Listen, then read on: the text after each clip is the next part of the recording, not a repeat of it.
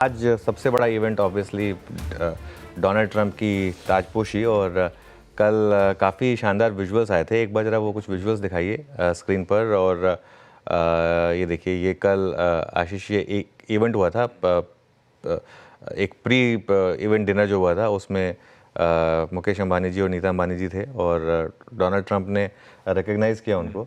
और ये मतलब जो बहुत एक सेलेक्टेड ब्रीफिंग थी, उसमें भारत का ही प्रतिनिधित्व होना तो हमारे लिए भी एक गर्व की बात है ये। और ऑब्वियसली आज देर रात को स्वेरिंग इन सेरेमनी है और आई थिंक हमारे फॉरेन मिनिस्टर होंगे वहाँ पर। तो काफ़ी एक मार्केट के लिए एक बड़ा इवेंट है। मैं इस पर भी आऊँगा और इस पर भी हम बात करेंगे। कुछ ही देर में इस पर बात करते हैं, क्योंकि ये भी एक बहुत बड़ा इवेंट होने वाला है। ऑब्वियसली ग्लोबल मार्केट के लिए तो शायद सबसे बड़ा इवेंट है ये जो आज होने वाला है। लेकिन आज अब हम शो की शुरुआत करते हैं और आज शो की शुरुआत मैं कर रहा हूँ कुछ बड़े शेयरों से, और जो मुझे लग रहा है कि काफ़ी फोकस में रह सकते हैं।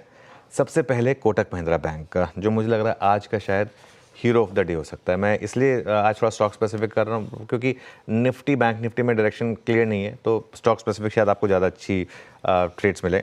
काफ़ी लंबे समय के बाद कोटक महिंद्रा बैंक में मैंने अपग्रेड्स देखे हैं और सबसे बड़ा एग्जाम्पल है उसका मोतीलाल ओसवाल, जिन्होंने आई थिंक 3 साल के बाद शायद इसको अपग्रेड करा है। मुनाफा बढ़ा है यहाँ 3005 करोड़ से बढ़कर 3305 करोड़ और नेट इंटरेस्ट इनकम 6500 करोड़ से बढ़कर 7200 करोड़ के करीब।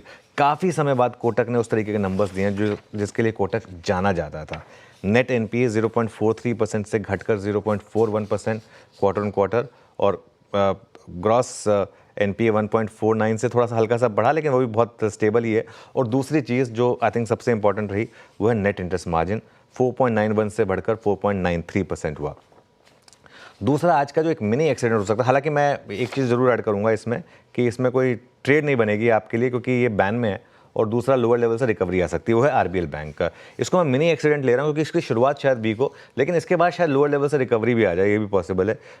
बहुत लोगों का मानना है कि शायद ये किचन सिंकिंग रही हो, हालांकि इसकी किचन कई बार सिंक हुई है, लेकिन यहाँ पर प्रॉफिट काफ़ी गिरा है। एनआईआई हल्का सा बढ़ा है, लेकिन बाकी सब चीज़ें जो है ना वो नेट इंटरेस्ट मार्जिन काफ़ी घटा है इनका, 5% से 4.9 पर आया। लेकिन ये बैन में इसके लिए इसको छोड़ देते हैं, कुछ ज़्यादा इसमें बात करके मतलब नहीं है। उसके बाद 3 और नंबर्स काफ़ी इंटरेस्टिंग थी मेरे ख्याल से। विप्रो के नंबर्स बहुत ही शानदार थे और विप्रो के साथ एक और अच्छी चीज़ है, स्टॉक में वैल्यूएशन सपोर्ट भी है। स्टॉक इस महीने 7% गिरा है और जिस तरीके से फ्राइडे को इन्फोसिस गिरा था उसके बाद काफ़ी लोग शॉर्ट भी हो गए थे विप्रो में। तो आज का ये मुझे लग रहा है कि दूसरा हीरो ऑफ द डे हो सकता है। Constant currency revenue growth 0.1%, income बढ़ी, ईबिट अच्छा खासा इसमें ग्रोथ आया, 16.8% से बढ़कर मार्जिन 17.5% पर आया। तो ये मुझे एक नंबर जो है ना मुझे अच्छा लग रहा है। और ऑब्वियसली आईटी में हमारे साथ एक एडवांटेज होती है, हमें एक पहले ही वर्डिक्ट मिल चुका होता है मार्केट का, क्योंकि एडीआर का परफॉर्मेंस आ चुका होता है। तो एडीआर 4% ऊपर था, लेकिन मुझे लग रहा है कि 4% ज़्यादा चलना चाहिए स्टॉक, क्योंकि अगर 2% आप नीचे थे और 4% एडीआर ऊपर, तो 6% तो ऑटोमेटिकली स्टॉक हो गया। मुझे तो हैरानी नहीं होगी अगर ये आज स्टॉक जो है ना 8-10% भी चल जाए तो विप्रो इसमें इस तरीके की जगह, और आज ये 52 वीक हाई लगा दे तो मुझे हैरानी नहीं होगी। तो आज इनफैक्ट कोटक से बड़ा हीरो ऑफ द डे आज विप्रो हो सकता है। टेक महिंद्रा, देखिए टेक महिंद्रा ने एक ऐसा स्टॉक है जिसमें मतलब मुझे समझ में नहीं आ रहा मैं इसको क्या लूँ, लेकिन मुझे थोड़े से फीके लगे नंबर्स, कंसिडरिंग वैल्यूएशन सपोर्ट यहाँ पर नहीं है। हालांकि डॉलर इन जो रेवेन्यू ग्रोथ है वो ठीक ठाक है इनकी, लेकिन मुझे मतलब समहाउ ना नंबर्स में वो वाव फैक्टर मिसिंग लगा। तो इसके लिए इसको मैं ना तो हीरो में ले रहा हूँ ना उसमें ले रहा हूँ, एक्सीडेंट में ले रहा हूँ। मुझे लग रहा है इसको थोड़ा सा मिएंडर करेगा, थोड़ा हो सकता है कि नेगेटिव भी शुरुआत करे, पॉसिबल है टेक महिंद्रा में। लेकिन एक बार स्ट्रीट का वर्डिक्ट देख लेते हैं। और एक स्टॉक जो क्लियरली पिछले आई थिंक 1.5 साल में शानदार रहा है, इंडियन होटल्स। आशीष, 11th successive quarter record profit, और अब प्रॉफिट इसका, अब पता है ये जो क्वार्टर के प्रॉफिट दे रहा है ना, 2020 से पहले इसके ये साल के जो प्रॉफिट होते थे उसका डबल है। उसका डबल अभी क्वार्टर में प्रॉफिट दे रहा है। और होगा ही ना, जब इस तरीके का कंट्री में रिलीजियस टूरिज्म और सब चीज़ टूरिज्म बढ़ रही हैं तो उस हिसाब से।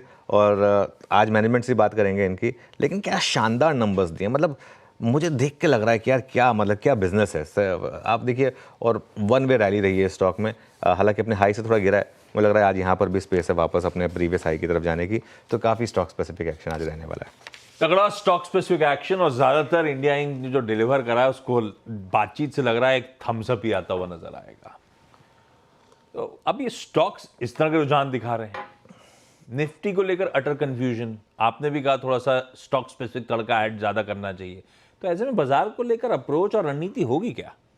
बिल्कुल, देखिए जहाँ तक बाज़ार की बात है, बाज़ार में अगले 2 हफ्ते काफ़ी क्रिटिकल है, बहुत ज़्यादा क्रिटिकल है।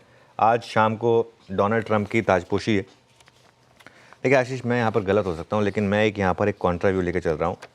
मेरा ये मानना है कि अब Donald Trump as per American rules वो दोबारा तो प्रेसिडेंट बन नहीं सकते, ये उनका लास्ट टर्म होगा, क्योंकि वहाँ यूएस में रूल है आप 2 बार से ज़्यादा प्रेसिडेंट बन ही नहीं सकते, चाहे आप जो मर्जी हो। तो ये मुझे लग रहा है इनका जो कार्यकाल है ना, ये पिछली बार से अलग होगा। इसमें वो ज़्यादा स्टेट्समैन बिहेवियर होगा उनका। और दूसरी बात, कई लोगों का ये मानना है कि यहाँ से ना चाइना काफ़ी बड़ी आपको आउट परफॉर्मेंस दिखा सकता है। बहुत लोगों को लगता है कि डोनाल्ड ट्रंप चाइना के अगेंस्ट हैं, वो चाइना के अगेंस्ट नहीं है, वो यूएस के फेवर में है। और एक और चीज़, ये चाइना वो वाला चाइना नहीं है जब वो 8 साल पहले जब ट्रंप प्रेसिडेंट बने थे तो था। अब it's too big to ignore even for American companies. तो एक ऐसी पॉसिबिलिटी है कि एक ऐसी पॉलिसी बनेगी जिसमें विन विन हो यूएस और चाइना दोनों के लिए।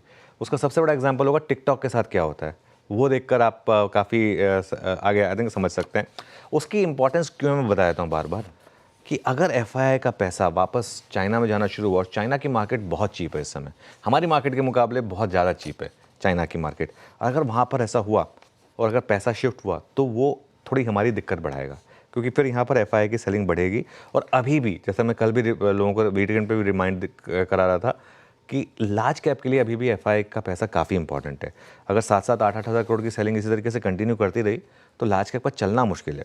लेकिन एक चीज़ मैं बताऊं आपको, इस लार्ज कैप के सेल ऑफ से एक और चीज़ जो अच्छी हुई है, यहाँ पर वैल्यूएशन कंफर्ट आ गया। जो 26,000 का निफ्टी अब 23,000 पर आ गया है, उसमें काफ़ी लार्ज कैप में काफ़ी वैल्यूएशन कंफर्ट आ गया। तो अगले कुछ महीने प्योरली एज एन इन्वेस्टर आप एसआईपी कर सकते हैं लार्ज कैप्स में, जो एक आपके लिए पॉजिटिव हो सकता है। दूसरा बड़ा इवेंट जो इन 2 हफ्तों में लाइंड अप है, वो दूसरे हफ्ते के एकदम एंड में आने वाला है, सैटरडे को, जिसमें हमको काम करना है, वो है यूनियन बजट, जो 1 फरवरी को आने वाला है। वो आई थिंक एक मार्केट के लिए एक बड़ा फैक्टर हो सकता है। एक अगर मार्केट में कुछ बजट में कुछ बड़ा हुआ तो रैली भी हो सकती है, लेकिन जो एक आध चीज़ें सुनने में आ रही हैं, एक आध गूगली की बात हो रही है, अगर ऐसी कोई गूगली आ गई है, मैं उसकी बात नहीं करना चाहता हूँ अभी, क्योंकि फिर वो थोड़ा सा स्पेकुलेशन हो जाएगा, लेकिन वो अगर कुछ आ गया तो मार्केट उसके लिए तैयार नहीं है। तो एक काम आप कर सकते हैं, 1 फरवरी तक ना अपनी ट्रेडिंग अर्ज को थोड़ा कंट्रोल करें। मुझे लग रहा है कि 1 फरवरी के बाद मार्केट आपको एक क्लीन ट्रेड देगा दोनों में से एक तरफ, तो उस पर फोकस करें तो बेटर रहेगा। मैं तो सोचा था अच्छा कुछ बोलेंगी मैडम, कोई गूगली भी आने वाली है। आ सकती है, कभी भी आ सकती है ना। हाँ, कभी उसी की तैयारी करनी चाहिए, क्या पता बॉलर कितना स्मार्ट हो। लेकिन ये है हम लोग की, ये मार्केट का टेक्सचर, हम लोग का जेनरिक अप्रोच इस समय बाजार को लेकर। थोड़ा सा अपने ट्रेडिंग अर्ज को कंट्रोल करिए। एक बार सर्टेनिटी लौटा है 1 फरवरी तक मैडम की तरफ से, और इस बीच ट्रम्प साहब की तरफ से भी क्लैरिटी आ चुकी होगी। जितने एग्जीक्यूटिव ऑर्डर्स साइन करने होंगे सब सामने आ चुकी होगी, तस्वीर क्लियर हो रही होगी। ठीक बात है। अब आइए आज के स्पेसिफिक सेशन पे। गिफ्ट निफ्टी सुबह से दिखा रहा है कि हम लार्जली फ्लैट इन ग्रीन शुरुआत करेंगे। क्विकली एशिया रख देता हूं स्क्रीन पे। आज सुबह जब देखा था तब मिला जुला कामकाज हो रहा था, और अभी भी वैसे ही है। फ्लैट लाइन के इर्द गिर्द मिला जुला पूरा एशिया का रुझान है। हम भी कोई क्लैरिटी के साथ मूव नहीं दिखा रहे गिफ्ट निफ्टी में, पर लार्जली इन ग्रीन है एशिया, और इन ग्रीन हैंडओवर था यूएस का फ्राइडे के ट्रेडिंग सेशन में। 3/4 से 1.5% तीनों बेंचमार्क्स मजबूती के साथ बंद हुए। आज छुट्टी पे हैं वो लोग, और साथ में उस बीच ट्रम्प साहब का इनॉग्रेशन खड़ा हुआ है, उसके बावजूद वो मार्केट मजबूत बंद हुए। सुबह के फ्यूचर्स फ्लैट हैं, पर वो आज के सेशन के लिए नहीं, वो अब तो कल जब सेशन रिज्यूम होगा मंगलवार का, तब के लिए इंडिकेशंस हैं। ऐसे में हैंडओवर है कैसा? यूएस में तेजी के पीछे कोई स्पेसिफिक रीजंस थे क्या, और फेरिफेरल एक्टिविटीज क्या चल रही हैं, हॉर्माज से जान लेते हैं। हॉर्माज, गुड मॉर्निंग आपको। गुड मॉर्निंग आशीष, मॉर्निंग अनुज। और आज अगर बाजार बंद है भी तो ठीक बात है, क्योंकि सारा ध्यान जो है वो ट्रम्प साहब के इनॉग्रेशन पर ही होगा। रात को 10:30-11 बजे के बीच ये समारोह की शुरुआत होगी और काफ़ी बड़ी और बड़ी काउंट वाइज भी और लोगों वाइज भी ये लिस्ट है, गेस्ट लिस्ट जो है। कई पुराने राष्ट्रपति जो है वो भी शामिल होंगे इस समारोह में। आउटगोइंग राष्ट्रपति जो है जो बाइडेन, कमला हैरिस, वो भी शामिल होंगी और कई दुनिया के नेता, कॉरपोरेट लीडर्स, हमारी तरफ से भी मुकेश अंबानी साहब और नीता अंबानी जी गए हुए हैं और हमारे भारत का प्रतिनिधित्व करने के लिए हमारे विदेश मंत्री जयशंकर साहब भी वहाँ मौजूद है। आज के इनॉग्रेशन में फ्लैग्स जो है वो हाफ मास्ट पर नहीं होंगे। वो जब किसी पुराने पूर्व राष्ट्रपति की मौत होती है तो 30 दिन का शोक होता है वहाँ पर, आज वो नहीं होगा। कल से फिर हाफ मास्ट पर फ्लैग्स उड़ने शुरू होंगे। मगर जो बड़ा ट्रिगर वीकेंड पर आया वो ये था कि डोनाल्ड ट्रंप और शी जिनपिंग के बीच में बातचीत हुई है और जैसे अनुज भी कह रहे थे कि ट्रंप जो है वो चाइना के खिलाफ नहीं है, वो यूएस के फेवर में है। और उन्होंने भी ट्रूथ सोशल पे ये लिखा कि ये फ़ोन कॉल जो था वो यूएस और चाइना दोनों के लिए अच्छा था और मैं और शी जिनपिंग ये पूरा प्रयास करेंगे कि दुनिया को एक सुरक्षित और शांत जगह बनाई जाए। ये चर्चा हुई दोनों में। और टिकटॉक के बारे में भी बात हुई थी। तो टिकटॉक जो है पहले तो उस पर प्रतिबंध लग गया था, फिर सेवाएं बहाल हुई है। अब 90 दिन का एक्सटेंशन शायद उन्हें मिल सकता है, वो तो ट्रम्प साहब पर निर्भर है। और अगर वो एक्सटेंशन मिलता है तो ट्रम्प साहब को ये कांग्रेस में साबित करना होगा कि टिकटॉक के अधिग्रहण की बात चल रही है, कोई ठोस कार्रवाई चल रही है इस मामले में। अगर ऐसा ना हो तो फिर से प्रतिबंध टिकटॉक पर लग सकता है। शुक्रवार का सेशन बाजार के लिए तो अच्छा था, पूरा हफ्ता बाजार के लिए अच्छा था। सोमवार के सेशन को छोड़कर S&P 500 का ये नवंबर के बाद का सबसे अच्छा हफ्ता था और नैस्डैक और डाउ भी बढ़त के साथ बंद हुए। इंटेल के शेयरों में बढ़त देखने मिली क्योंकि ये खबरें जताई जा रही है कि इंटेल एक पोटेंशियल एक्विजिशन टारगेट हो सकता है, तो वहाँ पर नज़र रखने की ज़रूरत है। और डॉलर जो है वो अब फिर से 109 या 109.5 के स्तर पर आकर फिर से आ गया है। यील्ड्स जो है अभी भी 4.6 पर बनी हुई है 10 साल की। S&P 500 जो है जेफरीज की एक रिसर्च है, इसमें उन्होंने कहा है कि इनॉग्रेशन से पहले थोड़ा सा वॉलेटाइल भले हो मगर इनॉग्रेशन के 6 महीने बाद 8.5% और 12 महीने बाद 9.5% के औसत रिटर्न्स वो देता है S&P 500। ये जेफरीज की रिसर्च है। बोफा का भी यही कहना है कि ट्रंप की वापसी से कोई बड़ा सेल ऑफ नहीं होगा यूएस के बाजारों में, मगर वैल्यूएशन जो है, पोजीशनिंग जो है वो एक शार्प रैली को भी रोक लगाकर रखेगी, ये बोफा का कहना है। 6,600 का उनका टारगेट है। बैंक ऑफ जापान पर नजरें होंगी इस हफ्ते क्योंकि अब ब्याज दरें बढ़ने के आसार है। इस हफ्ते 25 बेसिस पॉइंट्स की शायद बढ़ोतरी हो सकती है और 90% इकोनॉमिस्ट का भी यही मानना है। तो बैंक ऑफ जापान पर नज़र रखने की ज़रूरत है, डॉलर पर नज़र रखने की ज़रूरत है। आज तो अमेरिकी बाजार बंद है मगर फोकस जो है वो पूरा का पूरा ट्रंप की ताजपोशी पर होगा। बिल्कुल, पूरी तरह से उस इनॉग्रेशन सेरेमनी, शपथ ग्रहण समारोह, ओवल ऑफिस में कामकाज संभालना और वो जो एग्जीक्यूटिव ऑर्डर्स साइन करने जाएंगे उसके बाद उस पर रहेगा और उसके चलते यील्ड्स पे और डॉलर इंडेक्स पे खास फोकस रखिएगा। खैर, यह है ग्लोबल हैंडओवर और बहुत इंपॉर्टेंट इवेंट जो आज शाम को सामने खड़ा है। लेकिन इन सब से पहले हमारा सेटअप पिछला हफ्ता इंटरेस्टिंग जा रहा था। मंडे को पेन था तो ऐसा लगा स्टेबिलिटी लौट रही है। ट्यूसडे, वेडनेसडे, थर्सडे सब ठीक ठीक दिख रहा था। फ्राइडे को अभी चर्चा हुई थी, सब मामला गड़बड़ा गया। Week on week eventually Nifty decline के साथ ही बंद हुआ, दूसरा स्ट्रेट वीक। ऐसे में हमारा सेटअप कैसा खड़ा हुआ ये जानते हैं। बिल्कुल, कैसा लग रहा है? देखिए, week on week Nifty losses के साथ बंद हुआ लेकिन मिड कैप गेंस के साथ बंद हुआ थोड़ा, वो एक अच्छी चीज़ थी। खैर एनीवे, सेटअप की जहाँ तक बात है ना आशीष, सेटअप में अगेन वही मामला, एफआईआई की सेलिंग और डीआईएस की बाइंग। एफआईआई के वॉल्यूम अभी भी कम है लेकिन 3,300 करोड़ की सेलिंग, डीआईएस की तरफ से 2,500 करोड़ की बाइंग। लेकिन फ्राइडे को फिर एफआईआईज ने ताबड़तोड़ शॉर्ट जड़े। ये देखिए बाहर से आपकी स्क्रीन पर। और एक चीज़ बताऊँ मैं, हमने जो एक बहुत पहले एक सिंपल ट्रेड बन गई थी ना कि जब एफआईआई शॉर्ट हो आप लॉन्ग करिए पैसा बनता है, अब वो मामला खत्म हो चुका है। अब पिछले 2-3 महीने से एफआईआई शॉर्ट करके पैसा बना रहे हैं, तो अब उनका वो मजाक बनाना ही बंद करना पड़ेगा हमें उस मामले में। पोजीशनिंग पे आ जाइए जरा एक बार। जैसे मैं कह रहा हूँ कि काफ़ी शॉर्ट जड़े हैं एफआईआईज ने और ये देखिए ये शॉर्ट इस समय 4 लाख के करीब सिर्फ 75,000 लॉन्ग है। और चेंजेस देखिए आप, 29,000 शॉर्ट ऐड हुए हैं। और अगर आप इंडेक्स फ्यूचर्स की बात करें तो 2,400 करोड़ की इंडेक्स फ्यूचर्स में सेलिंग हुई और 850 करोड़ की स्टॉक फ्यूचर में सेलिंग हुई। विद इन इंडेक्स फ्यूचर्स दोनों में सेलिंग की इन्होंने, निफ्टी और बैंक निफ्टी दोनों में। 1,500 करोड़ 1,600 करोड़ निफ्टी में, 900 करोड़ बैंक निफ्टी में। और वो ट्रेंड आएगा आपकी स्क्रीन पर। 3-4 दिन तक ठीक ठाक था मामला लेकिन वापस फ्राइडे को बड़ी सेलिंग हुई। और अगर लॉन्ग शॉट देखें एक बार स्पेसिफिकली एफआईएस का 244 लॉन्ग सिर्फ नाम मात्र, लेकिन शॉर्ट 29,586। और वो ग्राफ दिखाइए एक बार जरा, ये देखिए, ये हमें 2 दिन पहले लग रहा था ना कि वो हॉकी स्टिक शायद चेंज होने वाली है, नहीं, वो वापस ये हम ऑलमोस्ट परसेंटेज के हिसाब से ऑलमोस्ट वापस ऑल टाइम लो पर जाने वाला है। और ये नंबर ऑफ शॉट्स के हिसाब से भी अब टेबल आएगी आपकी स्क्रीन पर, 15% लॉन्ग रह गए हैं और 3,26,000 शॉर्ट पोजीशन मार्केट की इसमें इस समय। 4 जून के बाद सबसे ज़्यादा शॉर्ट हम बार बार कह रहे हैं, लेकिन उसके बावजूद मार्केट चलने को तैयार नहीं। देखिए, शॉर्ट कवरिंग के लिए मार्केट को ट्रिगर चाहिए और मार्केट को कुछ ऐसा ट्रिगर चाहिए कि शॉर्ट डरे। प्रॉब्लम क्या है ना कि शॉर्ट डर नहीं रहा है इस समय। आप जो मर्जी कर लीजिए, 200, 300, 400 पॉइंट की रैली से शॉर्ट नहीं डरने वाला है। शॉर्ट पता कब डरेगा? इस मार्केट में कुछ ऐसा आ जाए जिससे एकदम से ना एक बार के लिए आप 23,800 निकाल दें, तो एक बार के लिए शॉर्ट डरेगा। अदरवाइज शॉर्ट इस मार्केट में डरने वाला नहीं है और वो जितनी बड़ी रैली होगी उसमें और शॉर्ट करेगा इस सिस्टम में।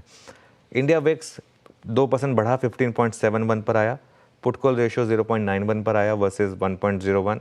बैन में एक स्टॉक ऐड हो गया, कैनफिन होम्स, और ऑलरेडी काफ़ी स्टॉक्स हैं बैन में, एंजल वन, ABFRL, आरती इंडस्ट्रीज, बंधन, RBL बैंक, पूरी की पूरी लिस्ट है। तो सेटअप ओवरसोल्ड है, बट ये बात हम 3 महीने से कह रहे हैं। बिल्कुल सही है, ओवरसोल्ड है पर कोई बाइंग इंटरेस्ट लौट नहीं रहा है। ऐसे में फिर ट्रेडर बंधु करें क्या?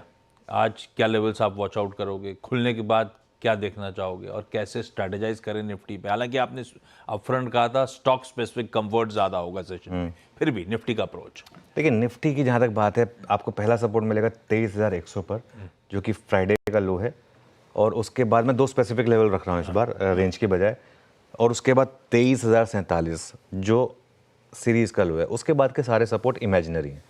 तो इसके लिए ये 2 इंपॉर्टेंट सपोर्ट हैं, ये बचने चाहिए आशीष। अगर ये बचे और किसी तरीके से आपने इनको बचा लिया तो हो सकता है कि एक बार के लिए आप एक बुलेट को डॉज भी कर दें। अगर मार्केट में रैली आई तो पहले रेजिस्टेंस मिलेगी आपको फ्राइडे के हाई पर 23,292 पर, और उसके बाद एक 50 पॉइंट की रेंज है 23,350 से 23,400, जो कि पिछले हफ्ते का हाई है। इस रेंज को स्मार्टली ट्रेड करें। टफ है करना, कहना आसान है, ट्रेड करना टफ है। नहीं कर सकते तो अवॉइड करें। हाँ, अगर ये रेंज टूटती हुई दिखाई दे, और टूटने का मतलब ब्रूटली टूटनी चाहिए और वॉल्यूम के साथ टूटनी चाहिए, तो फिर आप डायरेक्शनल ट्रेड के लिए तैयार होइए, वरना तब तक इस रेंज को ट्रेड करिए। बिल्कुल ठीक। और सबसे इंपॉर्टेंट 23,100 फ्राइडे के लोज या फिर 23,047 सीरीज के लोज, इससे कैसे ना कैसे डिफेंड कर लें, इनको बचा लें तो बड़ी बढ़िया वर्ड, वो बुलेट डॉज कर पाएंगे फॉर द टाइम बीइंग। चलिए, ये है निफ्टी की रणनीति आपकी स्क्रीन पे। निफ्टी बैंक बातचीत इवन फ्राइडे सुबह हुई थी जब हम एक्सिस बैंक के मेरे ख्याल से नंबर्स पर रिएक्शन की तैयारी कर रहे थे कि आज बिल्कुल दूर हैं। वैसे ऑफ लेट इस समय कहा ही गया था कि निफ्टी बैंक से दूर ही रहना चाहिए। सारे कॉन्स्टिट्यूएंट लार्जली पेन में थे। निफ्टी बैंक दबाव तगड़ा था, 1.5% कमजोर था।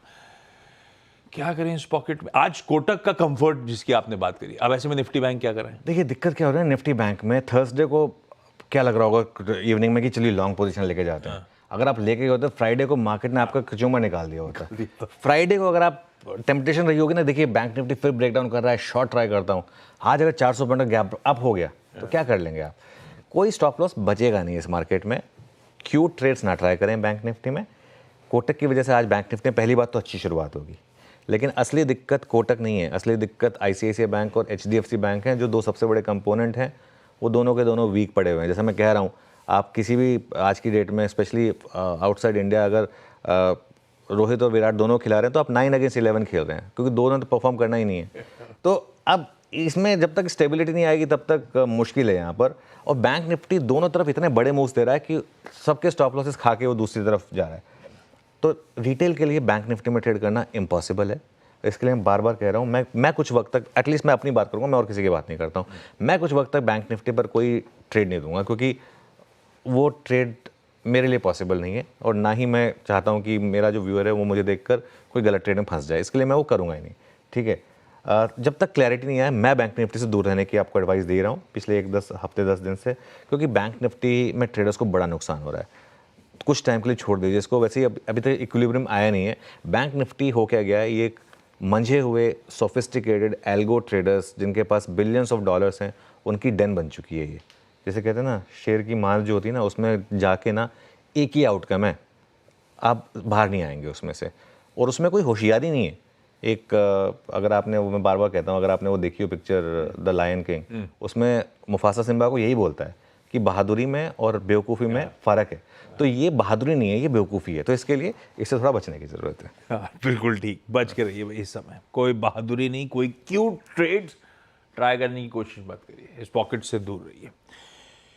चलिए भाई, आज की निफ्टी बैंक की स्ट्रैटेजी हो गई है, पैनल भी रेडी हो रहा है, थोड़ा सा मैक्रो से और माइक्रो का तड़का कुछ ऐड कर चुके हैं अपन लोग, लेकिन आइए बिग स्टॉक्स की स्टिंग पे।